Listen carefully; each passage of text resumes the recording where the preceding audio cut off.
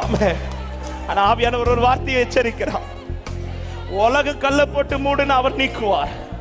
ஆனா நீயே கல்லை போட்டு மூடுனா நீ தான் கல்லை நீக்கணும். அதனாலதான் மார்த்தாள்கிட்ட வந்து சொல்றார், லாசரின் வாழ்க்கையில மகிமை வெளிப்படுத்த வந்தவர். அங்கே கல்லை மூடினது இயேசு. ஆமென். சொல்றார், அதை கல்லை புரட்டி போடுட்டு. உலகம் போட்ட கல்லை அவர் புரட்டுவார், நீ போட்ட கல்லை நீ தான் புரட்டணும்.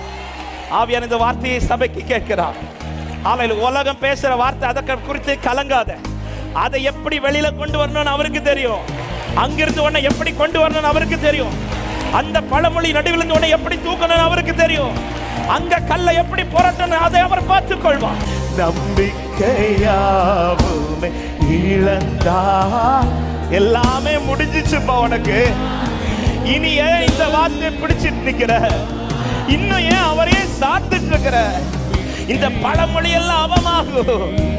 இதோ கர்த்தராகி ஆண்டவர் உரைக்கிறார், நான் சொன்ன ஒன்றாகிலும் இனி தாமதிப்பதில்லை.